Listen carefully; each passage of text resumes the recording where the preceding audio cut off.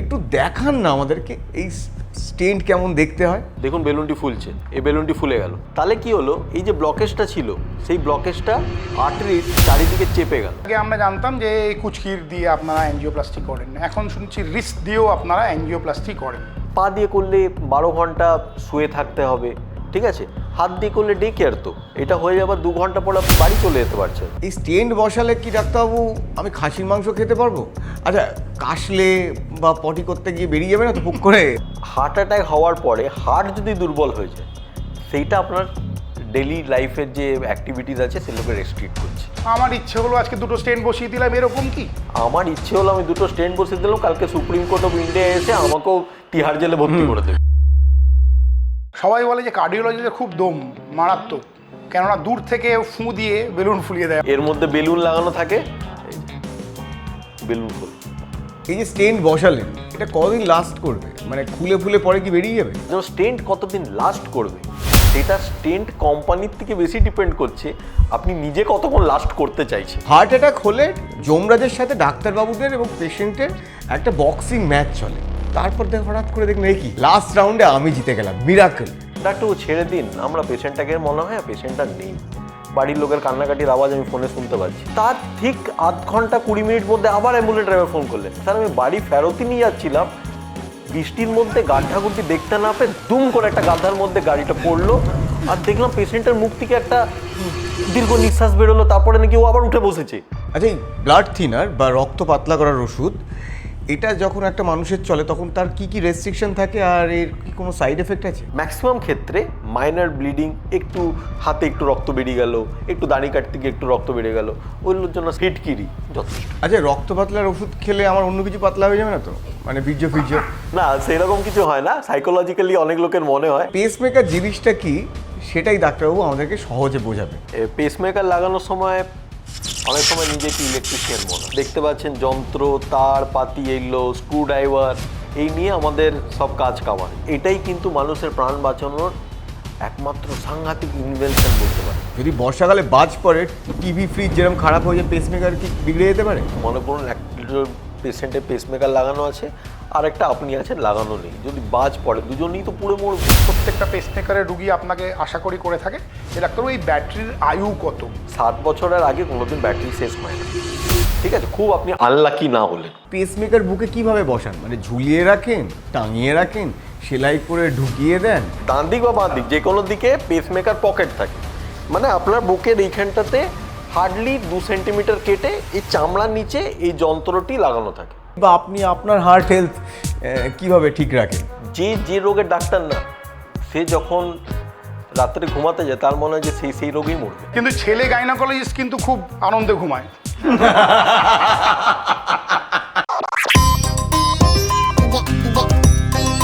Injection. High, আমি Sayan. Hi, আমি Kushal. Welcome to another episode of injection podcast. এবং injection পডকাস্টে আপনারা বুঝতেই পারছেন হুইল চেয়ার নেই, আমরা একটা অন্য লোকেশনে এসেছি।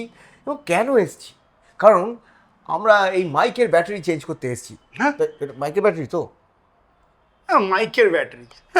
না, এটা কি গুরুদেবের হারিয়ে যাওয়া নোবেল? হ্যাঁ। না, হাত দেওয়ার আগে 4 বার প্রণাম করা উচিত, ও। যেন এটা বুকের মধ্যে না যায়। ও আচ্ছা, ঠিক এটা আছে। হচ্ছে পেস মেকার। ও ইয়েস। তার মানে আপনারা বুঝতে পেরেছেন আজকে কি নিয়ে কথা হবে, কি নিয়ে আলোচনা হবে। হ্যাঁ, আমরা অলরেডি হার্টের এদিক সেদিক নিয়ে আপনাদের অনেক কিছু বুঝিয়েছি, কিন্তু আজকে ডেমোস্ট্রেট করব গল্পের ছলে, সহজে বুঝবো আমাদের হৃদয়কে। এবং এই যে আপনারা বিভিন্ন টার্ম শোনেন না, স্টেন্ট বসিয়ে দিল, বেলুন লাগিয়ে দিল, পেসমেকার বসিয়ে দিল, এই যে এত রকমের জিনিস আপনাদের মাথার ওপর চেপে বসে, সেইগুলোকেই আমরা আজকের পর্বে সহজভাবে আপনাদেরকে বলবো, একদম গল্পের ছলে। তাই তো ডাক্তার? একদম। আমরা আছি আজকে মধ্যম গ্রামে। এখানে লোটাস সুপার স্পেশালিটি হসপিটালে এসেছি আমরা, আর আমাদের সাথে আছেন ডক্টর অরিয়ম কর। অনিয়ম কর? অনিয়ম নয়, তাহলে অরিয়ম। অরিয়ম, হরিওমের অরিয়মে ঠিক, অরিয়ম। এইটা দিয়েই শুরু করি। তো অরিয়ম মানে কি? আগে তো বাবা মারা কি ভেবে দিয়েছিল জানি না, কিন্তু তারপরে স্কুলে গেলাম, তারপরে ওটাকে অনিয়ন শোনা গেল। তারপরে কেউ বললো, সায়েন্সের টিচার বললো না না এটা হচ্ছে অরিয়ান কনস্টিলেশন, আছে না অরিয়ান কনস্টিলেশন। তারপরে কান্নাকাটি করে, ছোটবেলা তো নিয়ে নামটা উচ্চারণ করা তো দূর, লেখা দূর, কিছুই বুঝতে পারতাম না। কেউ অনিয়ন, কেউ অরিয়ন বলে কাটালো। রোজ এসে বাবা মাকে বলতাম, এত জটিল নাম কি জন্য দিলে বাবা? তো মা বললো, শোন, তোকে ডাক্তার হতে হবে। এই নামটার মানে হলো অরি, মানে হচ্ছে শত্রু, আর যম মানে হলো আমাদের যমরাজ। অরিয়াম। অরিয়াম, তো যমরাজের শত্রু। ও জমের অরুচি নয় না, শত্রু, এই দুটোর মধ্যে তফাৎ আছে। সেই যমরাজের সাথে যে লড়াইটা মাথায় ঢুকলো, এখন মাঝখানে পেশেন্ট, রুগী, আর তার সাথে আমার যমরাজের সাথে লড়াই, সেই যে শুরু হয়েছে। সত্যি কিন্তু ডাক্তারবাবু জমের সাথে লড়াই করেন। মানে এই প্রত্যেকটা এই কার্ডিওলজির যে পেশেন্ট, তারা তো খুব একটা ভালোভাবে ডাক্তারবাবুর কাছে আসেন না, তারা খুব ক্রিটিক্যাল কন্ডিশনেই ডাক্তারবাবু তাদের ট্রিট করে থাকেন। তো এই একদিকে জম আর একদিকে ডাক্তারবাবু দড়ি ধরে টানাটানি করে যেতেন আপনি অনেকবারই। অলরেডি তো আমরা লড়াই করি, এবার ডিপেন্ড করছে যে হার আর জিত। হার আর জিতটা পুরো ডিপেন্ড করছে যে ভগবান কার সাথে পাল্লা বেশি দিচ্ছে। হ্যাঁ, এই যে শুনি না, তীর, ধনুষ, ত্রিশূল, আমার কাছে যদি ভগবান বেশি দেয় আমরা জিতি। আর অনেক সময় ভগবান যমরাজের সাথে দল বদলি করে নেয়, তখন আমরা হেরে যাই, কিছু করার নেই, কিছু ভগবানের সামনে মাথা নত তো করতেই হবে। হ্যাঁ, এবং আপনার যা ডোমেন হার্ট অ্যাটাক, যেখানে এই প্রত্যেকটা সেকেন্ড কাউন্ট হয়, এই যে আপনারা ব্যাকগ্রাউন্ডে এখন আওয়াজ শুনতে পাচ্ছেন, অ্যাম্বুলেন্সের আওয়াজ, হ্যাঁ, তো এই রকম পরিবেশে কিন্তু ডাক্তারবাবুকে সারাক্ষণ থাকতে হয় এবং আসার সঙ্গে সঙ্গে একটা সেকেন্ডও নষ্ট করা যায় না। এই যে আপনি যমরাজের কথা বললেন, হার্ট অ্যাটাক হলে যমরাজের সাথে ডাক্তারবাবুদের এবং পেশেন্টের একটা বক্সিং ম্যাচ চলে।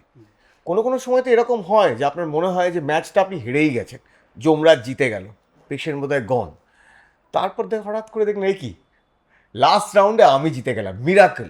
দেখুন, প্রত্যেকটা ডাক্তার এবং স্পেশালি হার্টের ডাক্তার, এটা প্রত্যেক দিন ঘটে। প্রত্যেক দিন মানে প্রত্যেক মুহূর্ততে ঢোকে। কেন কি, হার্ট, হৃৎপিণ্ড পাম্প করছে, এই বন্ধ হয়ে গেল, মানে এই ম্যাচটা বেরিয়ে গেল, আবার চলে এলো। আমার মনে তো পিছনে কেউ চিয়ার লিডার দাঁড়িয়েছে, যেই হার্টটা আবার নড়া শুরু করে দিল, পিছন থেকে চিক করা শুরু করে দিল।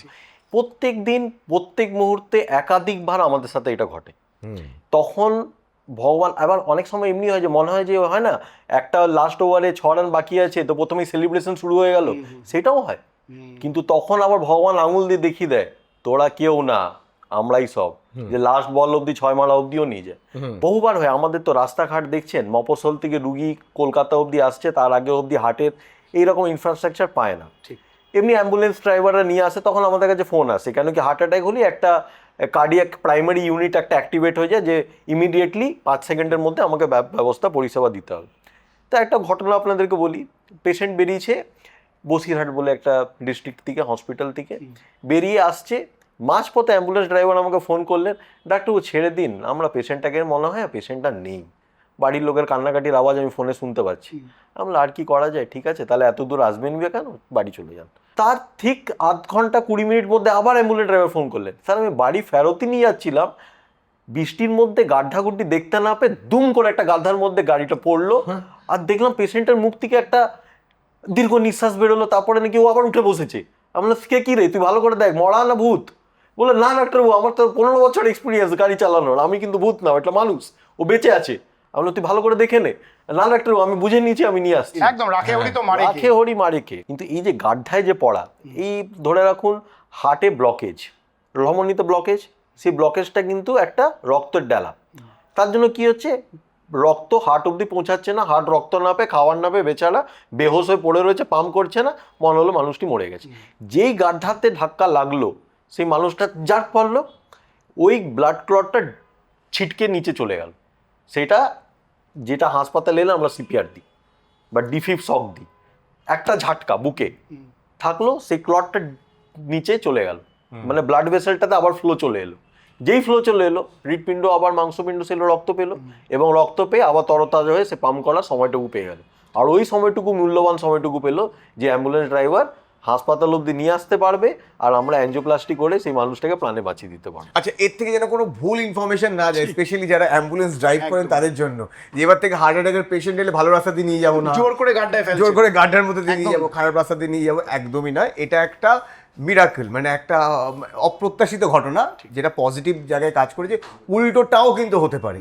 তো আমি বলবো যেরমভাবে আপনারা নিয়ে যান সেফভাবে যত তাড়াতাড়ি সম্ভব হার্ট অ্যাটাক হলে ডাক্তারবাবুদের কাছে পৌঁছে দিন এবং ভালো রাস্তা দিয়ে নিয়ে আসুন। গভর্নমেন্টের কাছেও ভুল মেসেজ যেতে পারে, এই দেখো খারাপ রাস্তা কত মানুষের প্রাণ বাঁচায়, রাস্তা ভালো করার দরকার নেই। না না, ভালো রাস্তা করুন এবং মানুষকে ভালো রাখুন, সুস্থ রাখুন।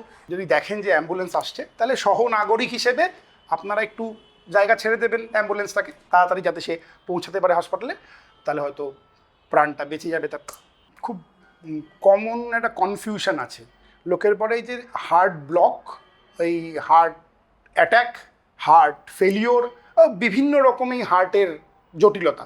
তো একটু মানে একটু সোজা করে যদি দর্শকদের বলে দেন এই জিনিসগুলো কি, ব্লকেজ কি, হার্ট অ্যাটাক, হার্ট ফেলিওর, লোকে একটু সহজেই বুঝতে চায়। হার্টটাকে যদি আমি নিজের বাড়ির মতন ভাবি, নিজের ঘরের মতন ভাবি, প্রত্যেকটি বাড়িতে বেঁচে থাকার জন্য একটা জলের লাইন আছে, কারেন্টের লাইন আছে, দরজা আছে, জানলা আছে, দেওয়াল আছে, এই তো ঘর। একদম। হার্টটা তো ঠিক সেইভাবেই তৈরি করা হয়েছে, ভগবান সেইভাবেই তৈরি করেছে।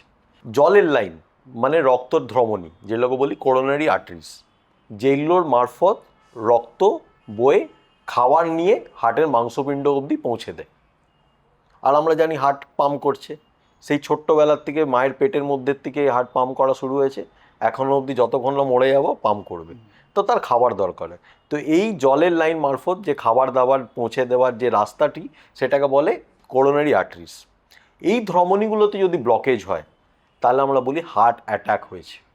কারেন্টের লাইন, আমাদের টিভি, ফ্রিজ, এসি সব চলছে, লাইট জ্বলছে, হার্টেও ঠিক ভগবান কারেন্টের লাইন দিয়েছে, যাতে কারেন্টের লাইন মারফত কারেন্ট পৌঁছায়, প্রত্যেকবার কারেন্ট যাবে আর হার্ট সেই অনুসার মিনিটে কবার পাম্প করবে। কারেন্ট পৌঁছালো 70 বার, পৌঁছালো 70 বার পাম্প করলো, বেড়ে গিয়ে 100 বার পাম্প করলো, ছুটলাম, কারেন্ট আরও বেশি বেশি গেল। সেইভাবে কারেন্টের লাইন যদি বন্ধ হয় তাহলে হার্টে লোডশেডিং হবে। লোডশেডিং মানে হার্ট বন্ধ হয়ে গেল, সেটাকে কি বলবো, হার্ট ব্লক। কারেন্টের লাইন শর্ট সার্কিট হয়ে গেল, দুম দারাক্কা এদিক ওদিক এবড়ো তেবড়োভাবে বেশি বেশি কারেন্ট চলে গেল, তখন কি হবে, অ্যারিথমিয়া। হার্ট পাম্প তো করছে কিন্তু তার গতি ছন্দহীন হয়ে গেল, মানে গাড়ি যাচ্ছে, গাড়ির ব্রেক ফেল করে গেল, গাড়ি কত স্পিডে যাবে তার নিয়ন্ত্রণ হারিয়ে গেল, সেটাকে বলে অ্যারিথমিয়া। মানে হার্ট কাঁপতে শুরু করে দিল, ধীর গতিতে চলতে শুরু করে দিল, সেটাতেও হার্ট ব্লক বা হার্ট ফেলিওর হতে পারে।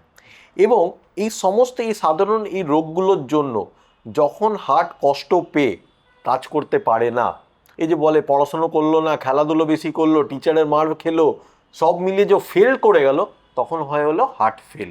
তার জন্য ফেল কথাটা কারো শুনতে ভালো লাগে না। ছোটোবেলার থেকে তো আমি সবসময় ফার্স্ট হয়ে এসেছি, আমার বয়সকালে যদি ডাক্তার এসে বলে তুমি ফেল করে গেছো, শুনতে খারাপ লাগবে। কিন্তু এই রোগগুলোর জন্য হার্ট ফেল হয়। হার্টের যে দেওয়াল, সেই দেওয়ালটা হলো হার্টের মাংসপিণ্ড। সেই দেওয়ালটা যখন পাম্প করে রক্ত হার্টের ভিতর থেকে সারা শরীরে ছড়িয়ে যায়। হার্টের যে দরজা জানলা, সেই দরজা জানলা হার্টের আমরা জানি 4টে খোপ আছে, 4টে ঘর আছে, সেই 4টে ঘরের মধ্যে দিয়ে একটা ঘর থেকে আরেকটা ঘর অবধি রক্ত চলাচল হয়, আসে আর বেরোয়, আসে আর বেরোয়। তাই যে একটা ঘর থেকে কম্পার্টমেন্ট থেকে আরেকটা কম্পার্টমেন্টে ব্লাড আসে, সেই কম্পার্টমেন্টের থ্রু দিয়ে মাঝখানে একটা করে দরজা বা জানলা থাকে, সেটাকে বলে হার্ট ভালভস। এই ভালভসগুলোরও রোগ হয়, ভালভ সরু হয়ে যায়, ভালভ বন্ধ হয়ে যায়, ভালভ অতিরিক্ত খুলে যায়, তো রক্ত উল্টো পটে চলে যায়। তো এইটা হলো সংক্ষেপে আমাদের হার্টটাকে যদি নিজের বাড়ির মতন যদি ভাবি, তাহলে এটা হলো হার্টের পুরো রোগগুলোর অ্যাপ্রক্সিমেটলি একটা কমন রোগগুলোর উদাহরণ। আপনাদের সবাই প্রশ্ন করে, আমাদের বিভিন্ন পেশেন্ট প্রশ্ন করে, আমরা অনেক সেলিব্রিটিসও দেখেছি যারা দৃষ্টান্তমূলক আমাদেরকে চোখে আঙুল তুলে দেখিয়ে দিয়ে গেছে যে লাস্ট মুহূর্ত অবধি কঠিন থেকে কঠিন রোগ ধরা পড়েনি এবং সেই মানুষটি তার আগের মুহূর্ত অবধি স্বচ্ছলভাবে কাজ করে গেছে, নেচে গেছে। যদি ধরি কেকের উদাহরণ, সেন ওয়ানের উদাহরণ, অ্যাবসলিউটলি ফিট, কিন্তু যখন তাদেরও পোস্টমর্টম করা গেছে দেখা গেছে একাধিক রক্তনালী 100% থেকে বেশি করে ব্লকেজ। তাহলে সেই মানুষটি তার আগের মুহূর্ত অবধি নাচলো কি করে, গান গাইলো কি করে, পরিশ্রম করলো কি করে, সেটাকেও বুঝতে হবে।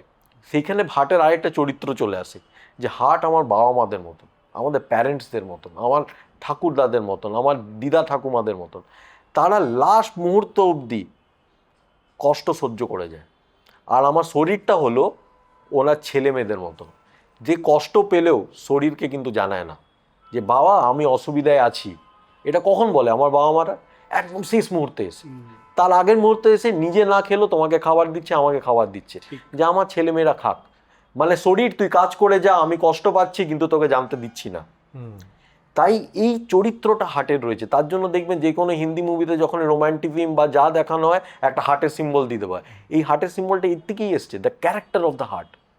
তার উপসর্গ এতটাই কম লাস্ট মুহূর্ত অবধি কি শরীরকে জানতে দেওয়া হয় না। শেষ মুহূর্তে যখন একদম মা বাবা একদম কষ্টে যখন কালহীন হয়ে পড়ছে, তখন দেখবে ছেলের এসে কি বলো, আমার বাবা এত চাপা ছিল, আমার মা এত চাপা ছিল, আমি শেষ মুহূর্তে অবধি বুঝতে পারিনি। সেই যে 1 সপ্তাহ ধরে খাইনি আমি সেটাই জানি না, সেই যে 1 সপ্তাহ ধরে ঘুমাইনি আমি সেটাই জানি না, কিন্তু কষ্ট করে আমার কলেজ আমার স্কুলের টাকা জোগাড় করে গেছে দিনের পর দিন। এরকমই হার্ট, সে কষ্ট করে যাবে লাস্ট মুহূর্তে অবধি। সিমটমস যখন একদম পারবে না তখন সে হাসপাতালে আসবে, কিন্তু উচিত টাইমে না এলে তখন আমরা বাঁচাতে পারি না।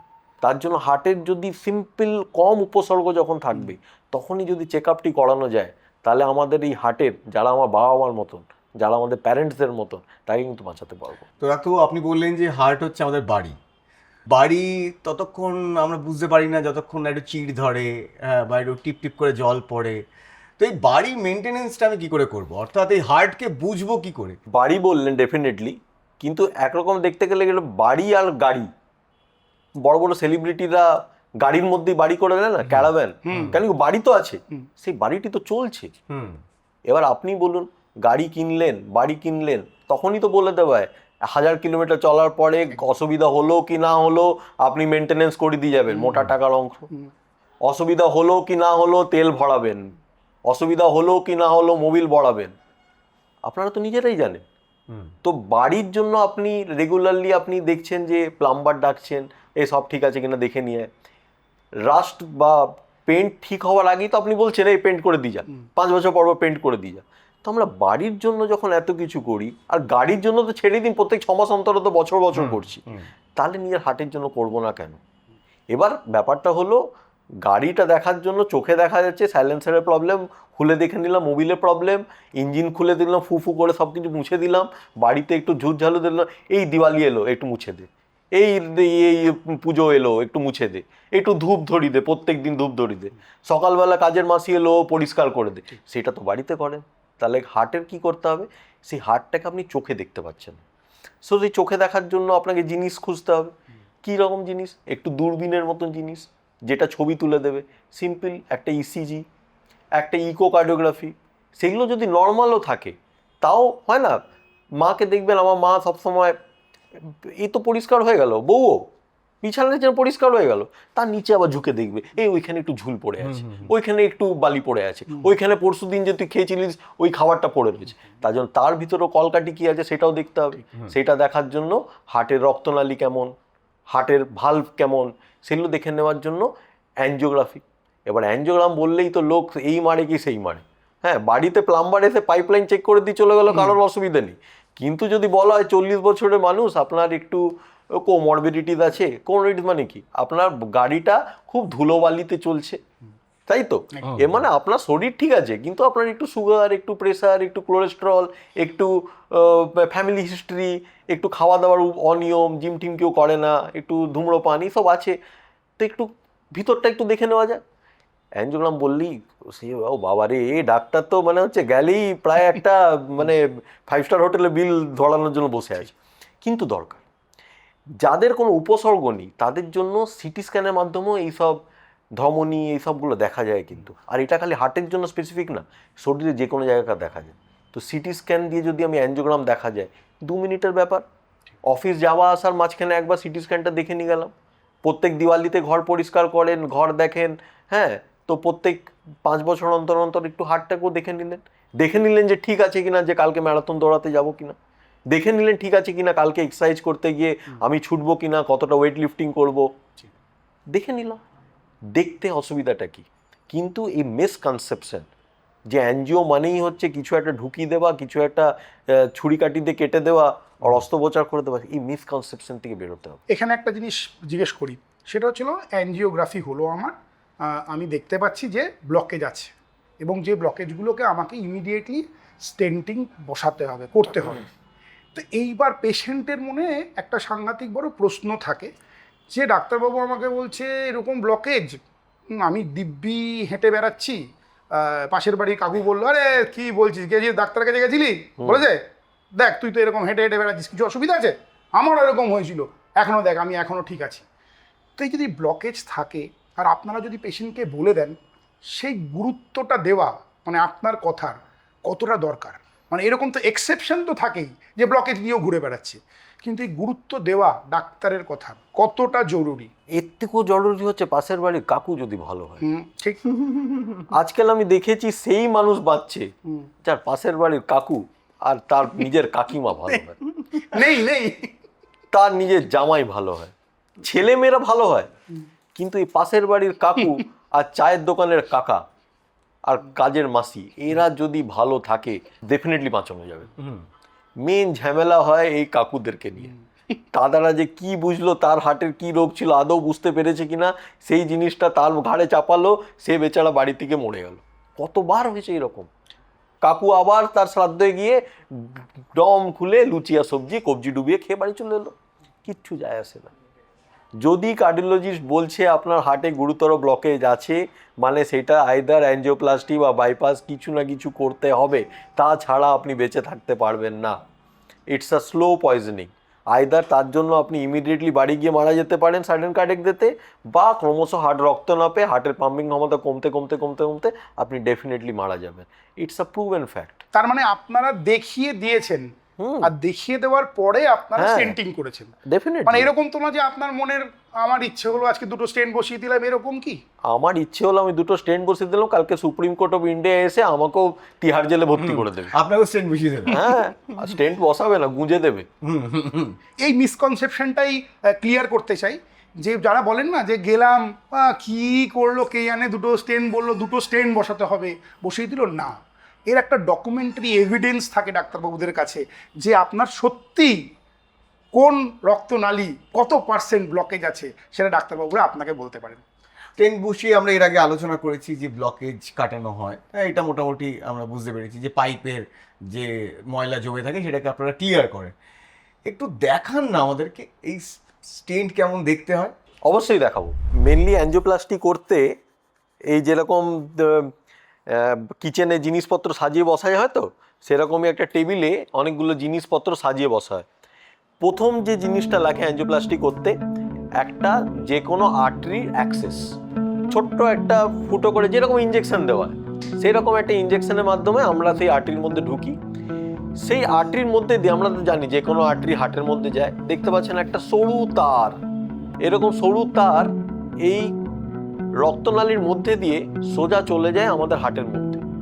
এবার ধরে নিন এটা হার্টের রক্তনালী, এই সরু তার যত সরু রক্তনালীর মধ্যে এইভাবে ঢুকে যায়।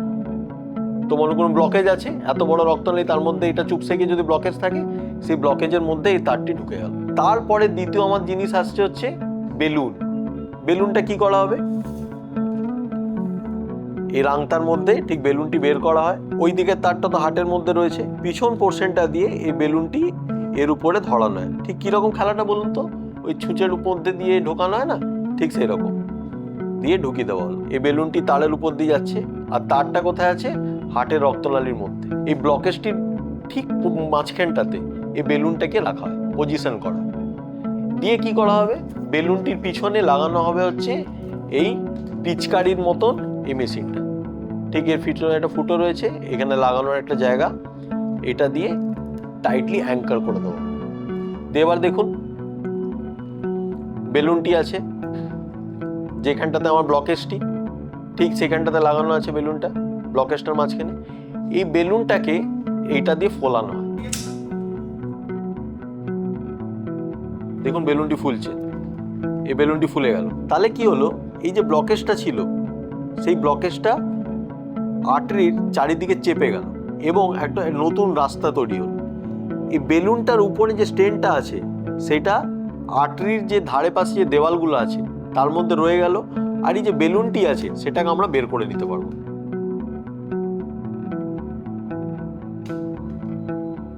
ডিফ্লেট হয়ে গেল।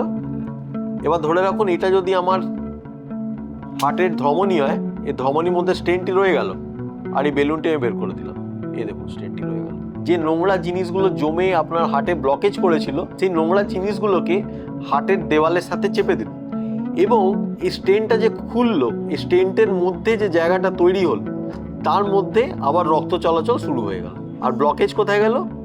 স্টেন্টের দুদিকে রক্তনালীর ধারে দেওয়ালে চেপে গেল। আর স্টেন্টের মধ্যে যে জায়গাটা আছে এর মধ্যে দিয়ে আবার রক্ত চলাচল শুরু হয়ে গেল। হার্ট অ্যাটাক হলে হার্টের যে রক্তধমনী বন্ধ হয়ে যায় বলছিলাম, সেটা জলজন্ত উদাহরণ হলো এই মনিটরটাতে আমরা দেখতে পাই।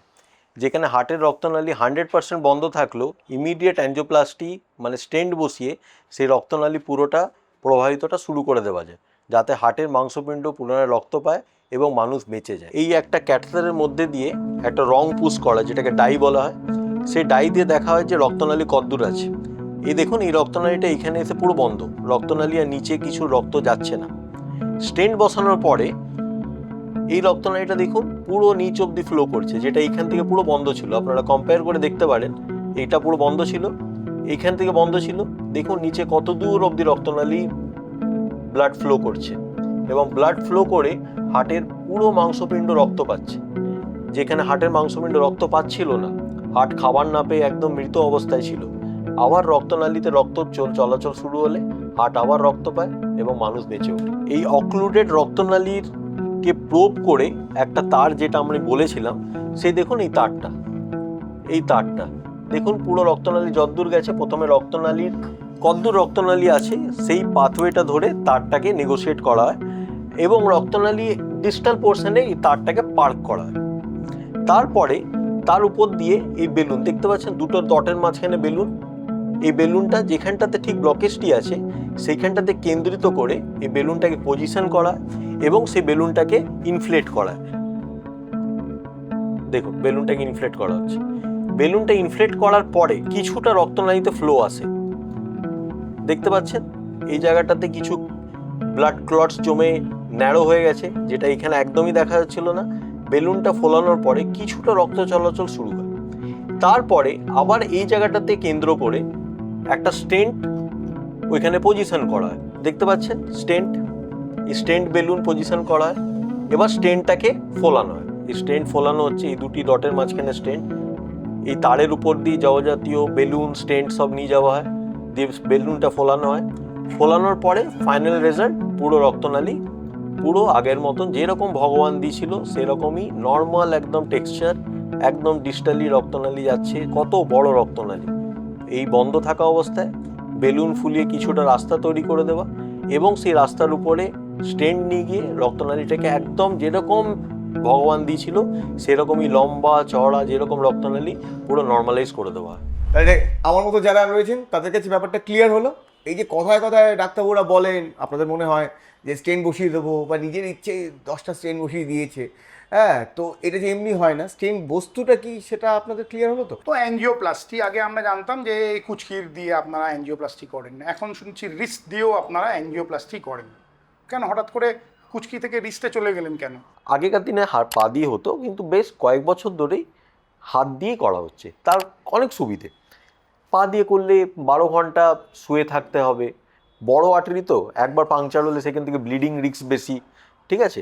হাত দিয়ে করলে ডে কেয়ার তো, এটা হয়ে যাবার 2 ঘন্টা পরে আপনি বাড়ি চলে যেতে পারছেন, সেই দিন থেকে বা তারপরের দিন থেকে অ্যাজ ইউজুয়াল কাজে জয়েন করতে পারছেন। তো অনেকগুলো অ্যাডভান্টেজ আছে, ব্যথা কম, ফোলা কম, রক্তক্ষরণ কম, আর তারপরের দিন থেকে ইজি কাজে ফিরে চলে যাবেন। কিন্তু এই স্টেন্ট বসালে কি ডাক্তারবাবু আমি খাসির মাংস খেতে পারবো? আচ্ছা, কাশলে বা পটি করতে গিয়ে বেরিয়ে যাবে না তো পুক করে? হ্যাঁ, বা এই যে বেলুনটা আপনি যে ঢুকালেন, বেলুনটা ফেটে যাবে না তো ভেতরে? এরকম প্রচুর প্রশ্ন থাকে সাধারণ মানুষের স্টেন্ট নিয়ে। তো আপনি বলুন কী কী করা যাবে, কী কী করা যাবে না, মানে দৌড়ঝাঁপ, সুইমিং এগুলো করতে পারবো? দেখুন, পুরোটাই ডিপেন্ড করছে যে আপনার হার্ট কতটা ভালো আছে। হার্ট অ্যাটাক হওয়ার পরে হার্ট যদি দুর্বল হয়ে যায়, সেইটা আপনার ডেলি লাইফের যে অ্যাক্টিভিটিস আছে সেগুলোকে রেস্ট্রিক্ট করছে। হার্ট যদি ঠিক আছে আর যদি স্টেন্ট বসানো হয়েছে, আপনার লাইফস্টাইলে কোনো রেস্ট্রিকশন আসবে না। সিম্পল এক্সাম্পল, হার্ট অ্যাটাকটা কী? কারো আগুন লেগেছে, কোথাটা আগুন লেগেছে, আগুন লাগলে আপনি কি করবেন? দমকল ডাকছেন। যদি আগুন লাগাতে কোনো পার্মানেন্ট ড্যামেজ যদি না হয়ে থাকে, তাহলে দমকল দিয়ে এসে নিভিয়ে দেওয়ার পরে আপনি আবার বাড়ি ঠিক করে, কোনো জিনিস নষ্ট হয়নি তো, বাড়ি তো আবার ঠিক করে চলছে, সব কিছু আছে, সোফা ফ্রিজ টিভি সব ভালো আছে। হার্টে আগুন লাগলো, আপনি বাড়িতে বসে থাকলেন, আর অ্যাঞ্জিওপ্লাস্টিটা করতে এলেন দুদিন পরে, তাহলে তো কী হলো, আগুন লেগে তো হার্টের মাংসপিণ্ডগুলো ছাই হয়ে গেছে, হার্ট দুর্বল হয়ে গেছে। আমি স্টেনটা বসিয়ে কাজ কি করলাম, হার্টের মাংসপিণ্ডতে আবার রক্ত দিয়ে দিলাম। তো রক্ত দিয়ে আমার লাভটা কি হলো, যেইটুকুটা অজ্ঞান অবস্থায় ছিল বা যেইটুকুটা মরে যায়নি সেটাকে প্রিভেন্ট করলাম। কিন্তু যেগুলো মরে গেছে সেটা আমি কি করে খাবার দেব? একটা হার্ট রক্ত পেলো না মানে কি, আমি আর আপনি খাবার পেলাম না, 24 ঘন্টা খাবার পেলাম না, তো কি হবে? কেউ অজ্ঞান হয়ে যাবে, কেউ দুর্বল হয়ে যাবে, কেউ মরে যাবে। এই তিনটে সামান্য জিনিস হবে। তো রক্তনালী বন্ধ রয়েছে, হার্ট খাবার পাচ্ছে না, পার্সেন্টেজও মাংসপিণ্ড দুর্বল, পার্সেন্টেজও মাংসপিণ্ড অজ্ঞান, পার্সেন্টেজও মাংসপিণ্ড মরে গেছে।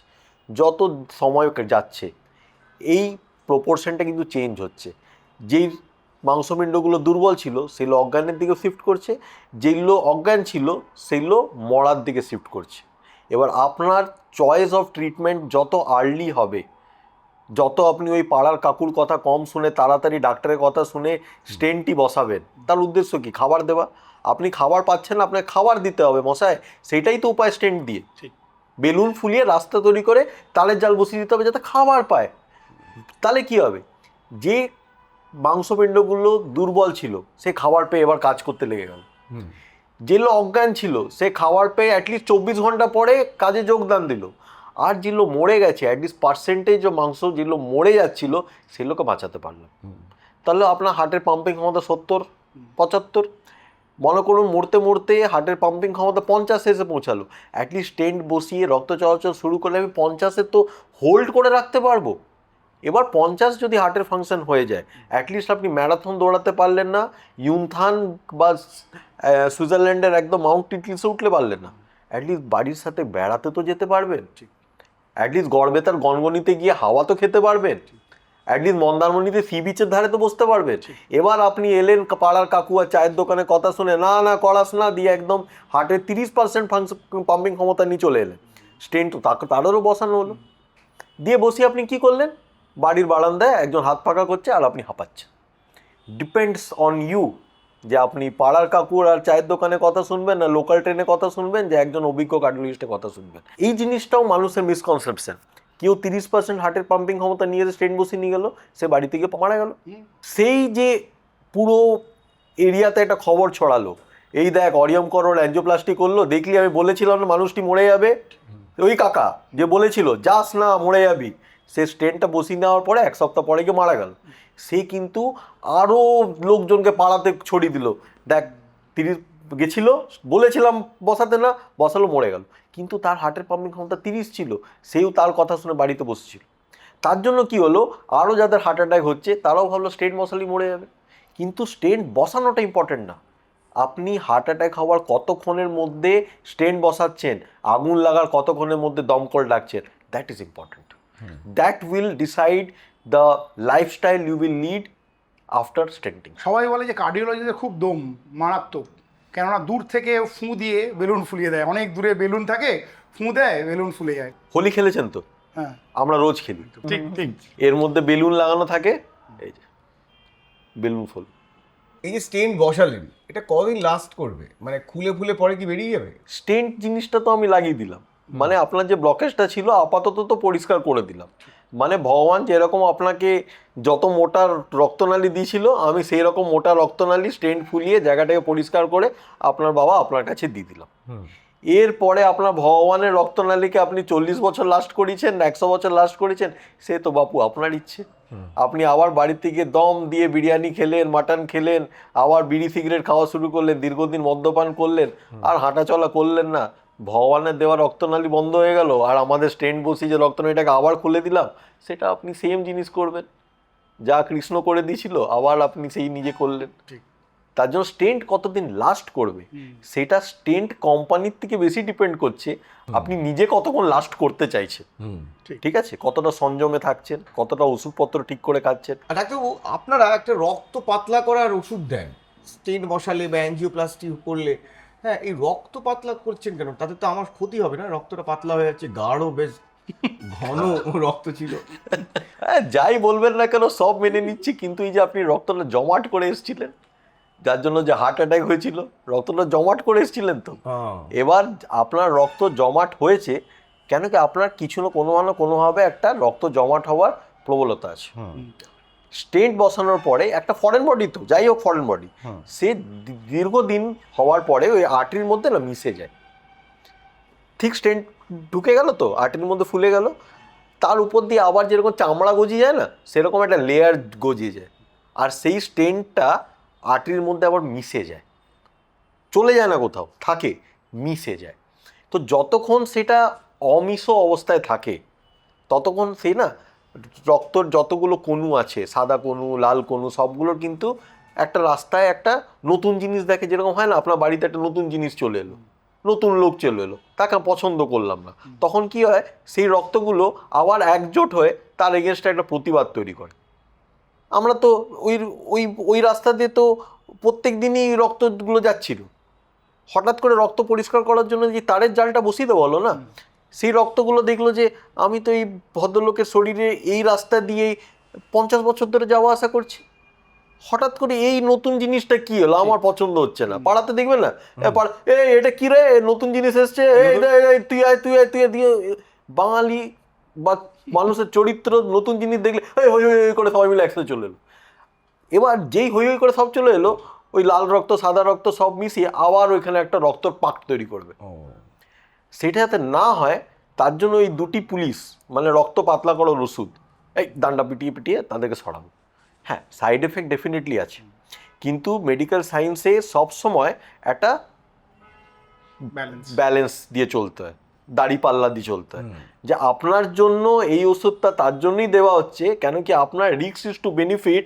আমি ওজন করে দেখেছি দাড়িপাল্লায়, আর দেখা গেছে যে এই রিস্কটা আপনার বেনিফিট থেকে অনেকটি কম। আচ্ছা, এই ব্লাড থিনার বা রক্ত পাতলা করার ওষুধ, এটা যখন একটা মানুষের চলে তখন তার কি কি রেস্ট্রিকশন থাকে আর এর কি কোনো সাইড এফেক্ট আছে? রেস্ট্রিকশন একটাই, আপনি কোথা থেকে পড়ে গেলে ঝামেলা আছে, ঠিক আছে, কিন্তু এই দাড়ি কাটতে গেলাম তো অল্প একটু রক্ত বেরিয়ে গেল, তার জন্য তড়িঘড়ি করে অ্যাম্বুলেন্সে করে ডাক্তারের কাছে চলে এলাম, বা রাত সকালবেলা 6টার সময় উঠেই ফোন করলাম আমি দাড়ি কাটলাম আর রক্ত বেরিয়ে গেল, এবার কি, সেটা আমার মনে হয় একটু চেপে রাখলেই ঠিক আছে।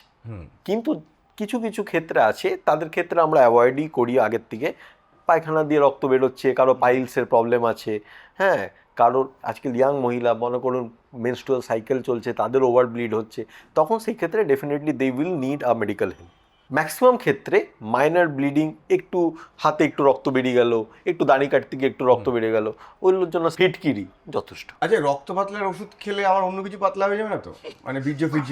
না, সেরকম কিছু হয় না, সাইকোলজিক্যালি অনেক লোকের মনে হয়, ঠিক আছে, কিন্তু শরীরটা স্ট্রং হলে সবকিছুই স্ট্রং থাকবে। তো আমরা দেখেছি আপনারা একটা মেশিন পরিয়ে দেন, 24 ঘন্টা টেস্ট করান, হলটার মনিটরিং করেন, তারপরে একটা রিপোর্ট এলে একটা জিনিস পুঁতে দেন, যেটাকে আমরা পেস মেকার বলি। হ্যাঁ, ইয়েস, পেস মেকার একদম শুরুতে আপনাদের দেখাচ্ছিলাম। তো এবার পেস মেকার জিনিসটা কি সেটাই ডাক্তারবাবু আমাদেরকে সহজে বোঝাবে। এটাই কিন্তু মানুষের প্রাণ বাঁচানোর একমাত্র সাংঘাতিক ইনভেনশন বলতে পারেন। আপনি জানেন যখন প্রথম পেসমেকার আবিষ্কার হয়েছিল তখন পেসমেকারটি একটা জেনারেটর, যত বড় জেনারেটর হয় না অত বড় জেনারেটর ছিল, আর সেইটা মানুষ যার এইরকম রোগ হতো তার মধ্যে পা দিয়ে ঢুকিয়ে রেখে দেওয়া হতো, সে যতদিন বাঁচবে ওইখানেই শুয়ে থাকবে, কেন কি জেনারেটরটা তত বড় জেনারেটর, সেটাকে নিয়ে সে ঘুরে বেড়াতে পারতো না। সেইখান থেকে ছোট হতে হতে হতে হতে বুকে ঢুকিয়ে এইটুকু জায়গায় আনাটা it's a incredible scientific advancement. আর এখন এর থেকেও ছোট হয়ে গেছে, যেখানে কাটাকুটিও করতে হয় না, একটা ছোট্ট পেন্সিল ব্যাটারির মধ্যে সেটা পায়ে কুচকি দিয়ে ভিতরে ঢুকিয়ে দেওয়া, সেটাকে বলে লিডলেস পেসমেকার। যখন আমার বাড়িতে কারেন্ট চলে যায় তখন আমার বাড়িতে জেনারেটর থাকে, সঙ্গে সঙ্গে অটো জেনারেটর অন হয়ে যাচ্ছে। আমার খাটের যখন কারেন্ট চলে যায় তখন কিন্তু এই জেনারেটরটাই কাজে লাগবে। অনেক পেশেন্ট এসে বলে না যে লাগিয়ে দিয়ে কি হবে, তাহলে এটা একটা ব্যাটারি, আমার কারেন্ট চলে গেল আমি তো অজ্ঞান হয়ে যাবো, আমার ব্রেন রক্ত পাবে না তো, হার্ট পাম্প করা বন্ধ করে দেবে, সেই সময় এটা অটোমেটিকলি অন হয়ে যাবে। তো এটার কাজ খালি যে কারেন্ট দেওয়া তা না, এ কিন্তু ভিতরে চুপচাপ বসে কার্ডিয়াক রিদিমটাকে মনিটরও করে। যতবার হার্ট নিজের ছন্দে কাজ করছে এই কিন্তু চুপচাপ বসে থাকে, কোনো কাজ করে না। আর আমরা কিন্তু সেখান থেকে একটা মানুষের প্রিভিয়াস ইলেকট্রিক্যাল অ্যাক্টিভিটিস আমরা কিন্তু বের করে আনতে পারবো, কম্পিউটারের মাধ্যমে, প্রোগ্রামিংয়ের মাধ্যমে। এবং যখন প্রয়োজন তখনই কিন্তু এ কারেন্ট দেবে। আর প্রত্যেকবার যে কারেন্ট দিচ্ছে আপনি কিন্তু একটা মানুষের প্রাণ বাঁচাচ্ছেন, তার মুখে নিঃশ্বাস তুলে দিচ্ছেন, তার এক একটা করে হার্টের পাম্প তার জীবনে অ্যাড করে দিচ্ছেন। It's a very important machine. এইবার ডাক্তারবাবু আমাদের সহজে এই যন্ত্রটা ব্যাখ্যা করবেন। পেসমেকার লাগানোর সময় অনেক সময় নিজেকে ইলেকট্রিশিয়ান মনে হয়। দেখতে পাচ্ছেন যন্ত্র, তার পাতি, এইগুলো স্ক্রু ড্রাইভার, এই নিয়ে আমাদের সব কাজ কামান। এই যে যন্ত্রটি আছে, এই বাটখারার মতন যন্ত্রটি, এটা ব্যাটারি। এইটা ঠিক চামড়ার নিচে, এই চামড়ার নিচে এখানটাতে লাগানো হয়। এখান থেকে কিন্তু হার্টের মধ্যে তার যায়, যেটা ভগবান দিয়েছে। যখন এই তারগুলো খারাপ হয়ে যায় তখনই মানুষের বানানো এরকম তার, এই তারগুলো মানুষের শিরার মধ্যে আমাদেরকে একটু অপারেশন করে একটু কেটে তারটা যাওয়ার খালি ব্যবস্থাটা করে দিতে হয়, বাকি কিন্তু খুব বেশি কাটাকুটি না। এই যন্ত্রটি ঢোকানোর জন্য এইটুকু প্রায় 2 সেন্টিমিটার কাটা এর মধ্যে যন্ত্রটি থাকে। তার মধ্যে এই তারগুলো এই যন্ত্রের মধ্যে ঢুকে যায়, দেখতে পাচ্ছেন ঠিক যন্ত্রটার মধ্যে ঢুকে গেল। তাহলে ব্যাটারির মধ্যে তারটা ঢুকে গেল, ঢুকে গিয়ে এই স্ক্রু ড্রাইভারের মাধ্যমে আমরা এটাকে লাগিয়ে দিই, ঠিক আছে। বাকি তারের যে পিছনের অংশটা সেটা চলে গেল হার্টের মধ্যে, ঠিক হার্টের মধ্যে, এইভাবে হার্টের মধ্যে ঢুকে গেল। খুব সূক্ষ্মভাবে যদি দেখা যায় তাহলে দেখুন যেখানটাতে হার্টের মধ্যে এটা প্রবেশ করছে, এই যে ছোট্ট তারটা এখান থেকে যে বেরিয়েছে, এটা স্ক্রু, এটা হার্টের মধ্যে এইভাবে গেঁথে যায়, যার জন্য এটা সারা জীবন হার্টের মধ্যে এইভাবে গেঁথে থাকে। এবং এই যন্ত্রটির থেকে, ব্যাটারির থেকে কারেন্ট এই তারের মধ্যে বেয়ে হার্টের মাংসপিণ্ড অবধি কারেন্টটি চলে যায়। প্রথম যখন পেসমেকার আবিষ্কার হয় তখন আসে হচ্ছে একটি তারের পেসমেকার, মানে এই যন্ত্রটির সাথে ব্যাটারির সাথে একটি তার লাগানো থাকে, সেই তারটি হার্ট অবধি কারেন্ট নিয়ে যায়। তারপরে দেখা গেল যে দুটো চেম্বারে যদি পেসমেকার দেওয়া হয়, মানে হার্টের দুটো ঘরে যদি পেসমেকারের তার যাওয়া যায়, তাহলে কারেন্ট যাওয়াটা পেশেন্টের জন্য বেশি উপকারিতা দেখা যাচ্ছে। এখন সব থেকে আধুনিক 3টে তারের পেসমেকার, দেখুন 1, 2, 3, তিনটেই লাগানো আছে মেশিনের সাথে। তো 3টে তারে যখন বিদ্যুৎ একসাথে হার্টে যায় তখন হার্টের পাম্পিং ক্ষমতাও ভালো থাকে এবং কারেন্ট চলাচলটা একটা তারে যতটা ভালো হতো না আরও বেশি হয়। সিম্পল এক্সাম্পল, একটা সাইকেলে 2টো চাকা, একটা অটোয় 3টে চাকা, কিন্তু তার থেকেও যদি ভালো চান চাকা বাড়াতে হবে, তার জন্য 4 চাকা গাড়ি।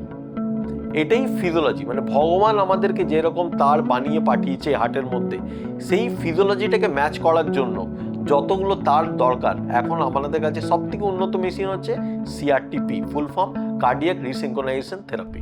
আচ্ছা ডাক্তারবাবু, পেসমেকার বসানোর পর যদি বর্ষাকালে বাজ পড়ে, টিভি ফ্রিজ যেরকম খারাপ হয়ে যায়, পেসমেকার কি বিগড়ে যেতে পারে? আপনি নিজে ভেবে দেখুন তো, মনে করুন একটা পেশেন্টের পেসমেকার লাগানো আছে আর একটা আপনি আছেন লাগানো নেই, যদি বাজ পড়ে দুজনেই তো পুরো মরবো। তার জন্য পাড়ায় বাজ পড়লে হয় না, টিভি খারাপ হয়ে গেল, ফ্যান খারাপ হয়ে গেল, না কিচ্ছু হয় না, পেসমেকার খারাপ হয়ে গেল, কিচ্ছু হয় না। যতক্ষণ না বাজ আপনার মাথায় এসে পড়ছে ততক্ষণ আপনার কিছু হবে না। আচ্ছা, বুকে যদি মোবাইল রাখি পেসমেকার বিগড়ে যেতে পারে?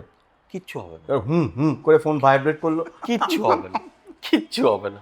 আপনি ফোন পকেটে রাখতে পারেন, আপনি ফোন নিয়ে কথা বলতে পারেন, ঠিক আছে।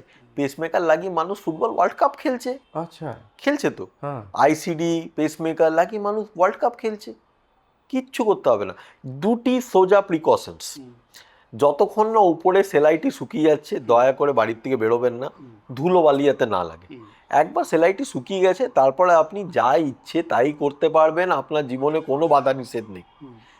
যতক্ষণ না ঘা না শোকাচ্ছে একটা মেয়াদ 6 সপ্তাহ থেকে 1 মাস থেকে 6 সপ্তাহ, যেদিকে পেসমেকারটি আছে এই পেসমেকারটির মধ্যে দুটি তার থাকে তো হার্টের মধ্যে, হাতটাকে উপরে ঝট করে তুলে দেবেন না। এক্সাম্পল, পেসমেকার ইমপ্ল্যান্ট করার পরে মনে করুন একটা মানুষ বাসে যাচ্ছে, লোকাল ট্রেনে যাচ্ছে, সে এরকম দাঁড়িয়ে ঝুলতে ঝুলতে যাচ্ছে, হঠাৎ করে বাসটা ব্রেক মারল আর হাতটা এরকম হয়ে গেল। এই তার যে পেসমেকারের হার্টে গেঁথে থাকে সেটা 2 মাস না হলে একটু গাঁথাটা যদি হালকা ফুলকা থাকে ওটা বেরিয়ে আসতে পারে। আর আপনার কারেন্টের সূত্রপাত তো একটাই, তখন বেরিয়ে গেলে তখন কিন্তু আপনি ঝামেলায় পড়বেন। কিন্তু এইগুলো 1 থেকে 2 মাস পরে আপনি যা ইচ্ছে তাই করতে পারবেন, কোনো অসুবিধে নেই। বছরে 6 মাসে একবার ডাক্তার দেখিয়ে নেবেন, বছরে একবার এই ব্যাটারি কতটা ইউজ হয়েছে, কতটি ব্যাটারি বাকি আছে, এই দুটো পরীক্ষা করে দেখে নিন। পেসমেকার আপনারা কোন দিকে লাগান, বুকের ডান দিকে নাকি বাঁ দিকে? এইটা ডিপেন্ড করছে যে আপনি কোন হ্যান্ডেড। ওকে। ম্যাক্সিমাম লোক যেহেতু রাইট হ্যান্ডেড হয়, আমরা বাঁ দিকটা ইমপ্ল্যান্ট করি, যাতে এই হাতের কাজ আপনি প্রথম দিন থেকে শুরু করে দিতে পারেন। ওকে। কেন কি আপনি লেখালেখি বা ভারী কাজ বা বাজার ঘাট করলেন, তো সেটা ইমিডিয়েটলি 1 সপ্তাহ 2 সপ্তাহ পর থেকেই আপনি শুরু করে দিলেন। বালতি তুললেন, মগ তুললেন, চান করতে গেলেন, আমি বলেছি না যেই দিকে পেসমেকারটা আছে সেটা একটু সাবধানে যাতে হাতটা না ওঠানামা করা হয়। তো রাইট হ্যান্ডেড পার্সন একটু চান করলো, হ্যাঁ, একটু আদর ভালোবাসা করলো, হাত দিয়ে লিখলো, পড়াশুনো করলো, কম্পিউটার চালালো, তো যে দিকের হ্যান্ডেড পার্সন তার উল্টো দিকটা লাগানো উচিত।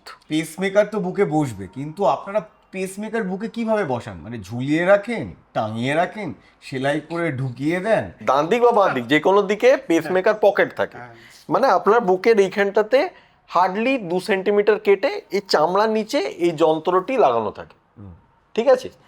একটা মহিলার ডান দিকে লাগানো হয়েছিল, কেন কি সে লেফটি ছিল। তার 1 সপ্তাহ পরে ফার্স্ট যখন ভিজিটে এলো, তার বাড়ির লোক তো এই মারে কি সেই মারে, আমি দেখছি নিচে ঝামেলা হচ্ছে, সাংঘাতিক ঝামেলা হচ্ছে। আমি বললাম হয়েছে কি? বলে স্যার আপনার যে পেসমেকার যা লাগিয়েছিলেন স্যার, বাড়ির লোক এসে তুমুল ঝামেলা। বললে কেন? বলছে যে হার্ট বাঁ দিকে আছে, ডান দিকে পেসমেকার কেন লাগানো হয়েছে। আমি কি করে বোঝাই যে পেসমেকার লাগানো হবে তো চামড়ার নিচে, এখানে অল্প কেটে পেসমেকারটা লাগানো হয়। যেরকম এইখান থেকে রক্তনালী যায়, আমরা জানি যে কোনো রক্তনালী যাই যাবে সেটা হার্ট অবধি যাবে, সেই রক্তনালীর মধ্যে পেসমেকারের তারগুলো দিয়ে হার্টের মধ্যে ঢুকে যায়। এবার হার্টের বিভিন্ন জায়গা আছে যেখানে পেসমেকারের তারগুলো নিয়ে সেইখানে স্ক্রু করে দেওয়া হয়, মানে মাংসপিণ্ডর সাথে আটকে দেওয়া হয়। তো ব্যাটারিটা থাকলো এইখানে, তারগুলো চলে গেল হার্টের মধ্যে, ব্যাটারিটা থাকলো এইখানে, তারগুলো হলো ওইখানে। বাঁ দিকে হার্ট থাকে বলে ডান দিকে পেসমেকার লাগানো কোনো জুর্ম না। মানে যেরকম হয়েছে না, আমার পা তো ভেঙেছিল ডান দিকটা, তুমি বাঁ দিকের পায়ের অপারেশন করেছো কেন? সেই মানুষটাকে বোঝাতে আমার কিছু না হলো 2 ঘন্টা সময় গেল, আর সেই পেশেন্টের পেসমেকার করতে 20 মিনিট লেগেছিল। ভাবুন ব্যাপারটা কি জ্বালা আমাদের। কিন্তু এটা খুব ইম্পর্টেন্ট কোশ্চেন, প্রত্যেকটা পেসমেকারের রুগী আপনাকে আশা করি করে থাকে যে ডাক্তারবাবু এই ব্যাটারির আয়ু কত? দেখুন, নর্মালি একটা পেসমেকার 7 থেকে 10 বছর তো চলে, কিন্তু কিছু কিছু মানুষের অনেক বেশি চলে, 20 বছর চলে যায়, আবার কিছু কিছু মানুষের কম চলে। সেটা ডিপেন্ড করছে যে সেই পেসমেকারের কতটা ব্যাটারি ইউটিলাইজ হচ্ছে। মনে করুন সারাদিনে আপনার 100% ব্যাটারি ইউটিলাইজ, মানে আপনার হার্ট 100% ব্যাটারির উপরেই ডিপেন্ডেন্ট, আপনার নিজস্ব কোনো কারেন্ট বাকি নেই, তাহলে আপনার পেসমেকারের ব্যাটারি তাড়াতাড়ি ক্ষয় হবে। সেই ক্ষেত্রেও ধরে নিন 7 বছরের আগে কোনোদিন ব্যাটারি শেষ হয় না, ঠিক আছে, খুব আপনি আনলাকি না হলেন। কিন্তু যদি আপনার 70% ব্যাটারি ইউটিলাইজেশন, 50% ইউটিলাইজেশন, তার ডেফিনেটলি সেটা 10 থেকে 15 বছর, এবং যার যার ইউটিলাইজেশন রেট কম হয় তার থেকেও বেশি লাস্ট করতে পারে। আবার একটা মানুষ সে এসছে, তার ব্যাটারি শেষ হয়ে গেছে 8 বছর, সেই রুগীর পেসমেকার করেছিলাম আজকে থেকে 10 বছর আগে, তো 8 বছর হয়েছে, তার ব্যাটারি শেষ হয়ে গেছে। সেই পেশেন্ট এসে তো সেও এই মারে কি সেই মারে, তার সাথে আরও 5টা লোক এসে এই মারে কি সেই মারে। বললো যে কী হয়েছে? বললো আমার পেসমেকার 8 বছরে শেষ হলো কি করে? আমরা কেন? বললো আমি রোজ জামা খুলে সূর্যের নিচে গিয়ে দাঁড়িয়ে থাকি বুক ফুলিয়ে, আর সূর্য রে আসে আমার পেসমেকারে লাগে, আমি দেখি যাতে লাগছে কিনা, চার্জ হলো না কেন।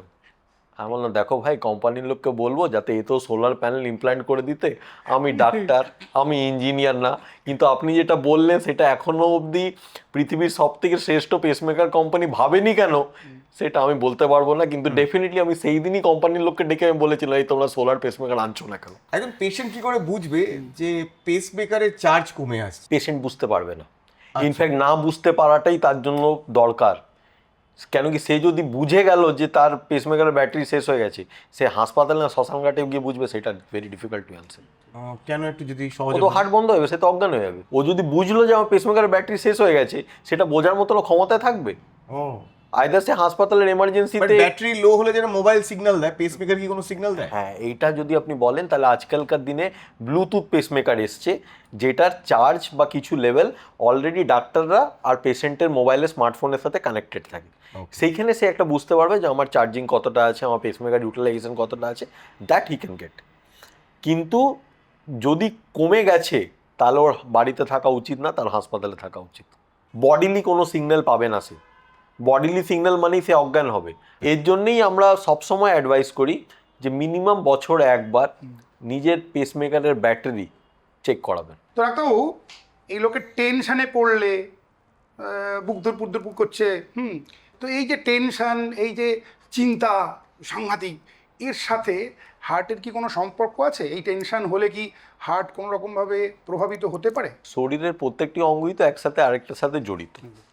আমার যখন ছোটবেলায় বা কারোরই যখন টেনশন হয় তো বারবার পটিও তো পায়, তো মাথার সাথে পটিরও সম্পর্ক আছে। এক্স্যাক্টলি। এবার মাথার সাথে তো হার্টের সম্পর্ক থাকবেই থাকবে, ঠিক আছে? যখনই টেনশন বেশি হলো বুক একটু ধরপড় করা। এবার ডিপেন্ড করছে যে এই জিনিসটাকে মানে আমি কি করে নিজের কন্ট্রোলে রাখবো। আমাদের যেরকম খুব স্ট্রেসফুল জব, এমনি যাদেরই এরকম হাই স্ট্রেসফুল জব যদি থাকে তাদেরকে নিজের মেডিটেট করে বা অ্যাকাস্টমড হয়ে বা বুঝে নেওয়া যে আমার এই দিনটা রোজ করছি। এবার টেনশনটাও কি বলুন তো, প্রত্যেক দিন অভ্যেসের মধ্যে পরিণত হয়ে যায় যে টেনশনটাই আমার কাজ। তখন কিন্তু এই ধরপড়ানিটা হয় না কিন্তু, কেন হার্ট বুঝে যায় যে এই রোগটা প্রত্যেক দিনই টেনশন নেবে, সারাদিন টেনশন নেবে, এই যাওয়া আসার মধ্যে থাকবে, তার মধ্যে আমার চলে বসলে হবে না। তার জন্য we have got accustomed about that. কিন্তু নর্মাল আজকাল যেরকম স্ট্রেসফুল লাইফ, ইনফ্যাক্ট ইয়াং পপুলেশনদের মধ্যে প্রচণ্ড স্ট্রেসফুল লাইফ, এই স্ট্রেসফুল লাইফ লিড করাটা খারাপ জিনিস না। স্ট্রেসফুল লাইফ লিড করার জন্য লাইফস্টাইলটাকে অরাজকতা করে দেওয়াটা, দ্যাট ইজ ব্যাড। একটা বন্ধু বলল যে কী রে তুই সিগারেট খাচ্ছিস কেন? তো বললে তোর চিন্তা হলে কি করিস? আমি বললে কী করি? চিন্তা হলেও করিস না? হুফ করিস তো? চিন্তার থেকে রিলিফ নেওয়ার জন্য কি করিস? হুফ করিস তো? সাই অফ রিলিফ। আমি তার জন্য প্রত্যেক 5 মিনিটে হুফ হুফ করি। ঠিক। আমার আচ্ছা, সো টেনশন নাও, অসুবিধা নেই, কিন্তু টেনশন নেওয়ার জন্য রিলিফটাকে ফুফু করে বের করো না। কেন কি ফুফু করে দেওয়ার জন্য তো ভিতরেও অনেকটা ফুফু ঢুকে যাচ্ছে তোমার, সেটা ফুসফুসের ক্ষতি করছে, সেটা আরও হার্টে ক্ষতি করছে। টেনশন নাও কিন্তু টাইমলি ঘুমিয়ে পড়ো। টেনশন নিলাম বলে রাত্রে মানে 2:30-3টে অবধি রাত জেগে বসে থাকলাম আর কম্পিউটারে গেম খেললাম বা সিনেমা দেখলাম, again that is not wanted. Tension হলো বলে প্রত্যেক দিন শুরু করলাম 2 পেক খাওয়া, তারপরে টেনশন তো আর কমলো না, 2 পেকটা 4 পেক হয়ে গেল, সেটা উচিত না, ঠিক আছে? টেনশন নিলাম, ফুফু করলাম, রাত্রে 2 পেকটা বেড়ে 4 পেক হয়ে গেল, সিনেমা দেখাটা 2টোর থেকে নিয়ে 3টে হয়ে গেল, সকালে উঠে আর হাঁটতেও গেলাম না, ডাইরেক্ট ওই ঝিমোনো অবস্থায় হ্যাংওভার নিয়ে অফিস চলে গেলাম, ক্লান্ত, কাজের চাপ বেশি, কাজও করলাম না, টেনশন আরও বেড়ে গেল। এই ভিসিয়াস সাইকেলটার মধ্যে যদি আপনি পড়ে যাচ্ছেন, definitely your life will get doomed. এই ভিসিয়াস সাইকেলটার থেকে বেরিয়ে আসতে হবে। Get accustom to the stress. 2026-এ আপনাকে বাড়িতে বসে কেউ খাবার দাবার জুটিয়ে দেবে না, আর স্ট্রেস না নিলে আপনি কাজ জোগাড় করতে পারবেন না। তো স্ট্রেস আপনাকে নিতেই হবে। Have your own methods to control your stress. আপনি তো আমাদের হার্ট নিয়ে খুব চিন্তিত এবং রোজ এতগুলো হার্ট অ্যাটাক, এতগুলো হার্ট দেখছেন, এবং সেই দিকে তো আপনার হার্টবিটও তো খুব একটা ভালো অবস্থায় নেই। তো আপনি আপনার হার্টবিট বা আপনি আপনার হার্ট হেলথ কিভাবে ঠিক রাখেন? যে রোগের ডাক্তার না, সে যখন রাত্রে ঘুমাতে যায় তার মনে হয় যে সেই রোগেই মরবে। কি আপনার পাইরি হবে নাকি ডাক্তারবাবু? না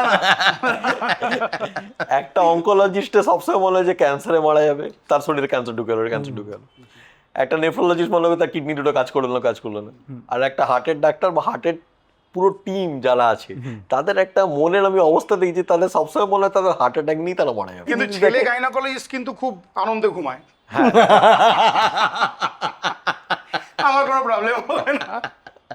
তো এবার ব্যাপারটা হলো যে আমরা কিভাবে নিজের বা আমার ডাক্তারকে, সারাদিন সবাইকে সারাচ্ছি তো আমাদের ডাক্তার কেউ না কেউ বেরিয়েই যায়, ঠিক আছে? কম ডাক্তারেরও তো চিকিৎসা হলো না, এক সারাদিন কেউ না কেউ দেখে নিচ্ছে, কারো সুবিধা অসুবিধাতে পিছনে দাঁড়িয়ে থাকে, সব কিছুই আছে। বাকি যদি আমি সততাভাবে একজন ডাক্তার বহু লোকের প্রাণ যদি বাঁচায়, আমাদের ডাক্তার ভগবান আছে, তাকে রাখতে হবে আমাদেরকে, আরও যাতে দীর্ঘদিনে অনেক লোকের আমরা প্রাণ বাঁচাতে পারি। আমরা চলে গেলে চলবে না, আমাদেরকে থাকতে হবে। একদম এইভাবে আপনি ফিট থাকুন, এইভাবে আপনি এবং লোটাস সুপার স্পেশালিটি হসপিটাল এই মধ্যমগ্রামে আপনার আরও প্রচুর মানুষের প্রাণ বাঁচান, মানুষকে সুস্থ করে তুলুন। কারণ আমরা জানি যে যখন হার্ট অ্যাটাক হয় তখন বোঝা যায় না যে আমরা আদতে লেটে রান করছি নাকি আমরা ঠিক সময়ে রয়েছি। প্রত্যেকটা সেকেন্ড কাউন্ট। প্রত্যেকটা second। অনেক ধন্যবাদ ডাক্তারবাবু। এবং এই যে অসংখ্য জটিল জটিল বিষয়গুলো, এই স্টেন্ট কি, পেসমেকার কি, টেকনিক্যাল জিনিসগুলোকে আপনি একদম গল্পের মতন করে সহজভাবে আমাদের বুঝিয়ে দিলেন, তার জন্য আপনাকে অনেক অনেক ধন্যবাদ। আর আপনারা কি দেখছেন, এই যে জিনিসগুলো বুঝলেন, আপনারা সেগুলো শেয়ার করবেন না? Knowledge is wasted if it is not share. তাহলে প্লিজ শেয়ার করুন, বিকজ শেয়ারিং ইজ কেয়ারিং। এবং তার সাথে আমাদের একটু সাবস্ক্রাইব করে দিন, ঘন্টা বাজিয়ে দিন। না ওই ঘন্টা না, হ্যাঁ আমাদের ঘন্টা বাজিয়ে দিন, হ্যাঁ, যাতে সব নোটিফিকেশন চলে আসে নতুন নতুন ভিডিওর। এবং তার সাথে কমেন্ট করে জানান যে আর কোন কোন বিষয়গুলো নিয়ে চান আমরা নতুন নতুন পর্ব নিয়ে আসি। কি ডাক্তারবাবু? একদম আপনারা লিখুন, আপনাদের লেখা দেখে অবশ্যই আমরা যেটা চাইছেন আপনারা সেটা অবশ্যই সেই ডাক্তারবাবুকে বা সেই রোগ সম্বন্ধে আপনাদের অবশ্যই তথ্য দেব। ওকে, তাহলে এখান থেকেই টাটা বাই বাই বলছি। আমি সায়ন, আমি কুশল। ফিরবো অন্য কোনো পর্বে অন্য কোনো ইনজেকশন নিয়ে। ততক্ষণ সুস্থ থাকুন, যাতে ডাক্তারবাবুদের কাছে আপনাকে যেতে না হয়। আর যদি অসুস্থ হন তাহলে নিজে ডাক্তারি করবেন না। স্টে ফিট, স্টে হেলদি, মন ভালো রাখুন, হার্ট ভালো থাকবে।